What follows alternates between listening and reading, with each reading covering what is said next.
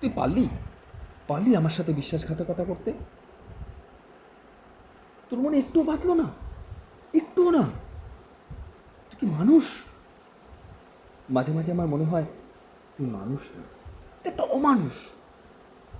তোর মনে কোনো ভালোবাসা, বিবেক বলে কিচ্ছু নেই, কিচ্ছু নেই। তুই একদম অন্যরকম হয়ে যাচ্ছিস।